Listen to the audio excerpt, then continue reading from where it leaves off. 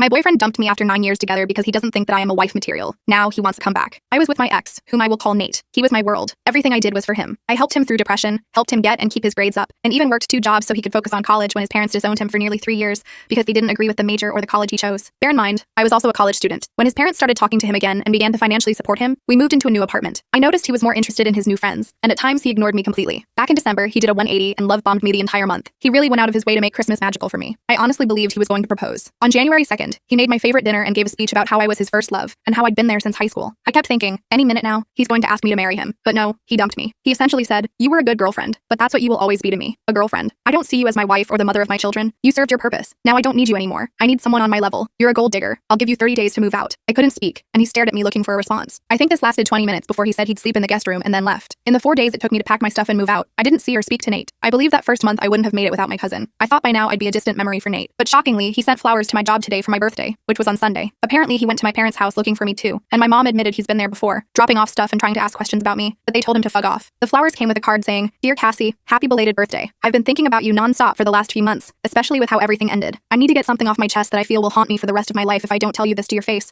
but I have no way of contacting you. If it's possible, can we meet up in the near future?" Nate, what could he want? What's haunting him that he needs to say to my face? Everyone in my life is telling me to ignore him, but they hate him. I'm torn, but I can't lie. My curiosity is telling me to meet him to see what he wants. Has anyone been in my shoes or in Nate's? Update, 5 days later. So we ended up meeting, and no, I didn't go to him. I had told the receptionist at my work if he came looking for just say I'm out for the day after he showed up once I didn't want the drama of him around my job. So Nate just kept going to my usual places like the grocery store I go to every Saturday evening, or the park I ran at Sunday mornings till he would eventually run into me. And he did yesterday. He was waiting at the coffee shop I go to after my morning run. When I saw him, I tried to turn around and leave, but he kept calling me, so I thought to myself, if everything went pear-shaped, a coffee shop would be safer than my walk home. So I just sat down and asked him what he wanted. He gave an apology that wasn't an apology. You know, the type with "I'm sorry, but" and "pity me." He blamed his mental health, his job, his parents, his friends, everyone but himself. I took someone's additives on here and said, "Cut the crap, I already know everything." He genuinely looked shocked and stared at me for a second. I guess he thought his coworker already told me everything, so he couldn't lie. Here's what really happened. He fell for a girl in his office when he told me her name. He told for the last 2 years he idolized her, and he hated me because I was the one stopping them from being together, because his coworker was too classy to be a side piece. When he broke up with me, he confessed to her that he was madly in love with her, and he ended a 9-year relationship to be with her. Well, here's where it gets funny. She doesn't even like him. LOL, she called him a piece of trash and told him if he ever spoke to her outside work, she'd report him to HR. So I asked him what any of this got to do with me, like we were over. I clearly cut ties. There was no reason for us to speak. He wanted to try again and promised we'd get married before the year ends, that we belong together. I told him no, I'm nobody's second choice. He threw me away after 9 years and said some pretty cruel things to me. And now he thinks if he snaps his fingers I'll come running back. He tried to beg and fake tears, bringing the good times in our relationship. I told him please leave me alone as he wasted too much of my time already. I texted my cousin to meet me at the coffee shop. He kept saying nonsense,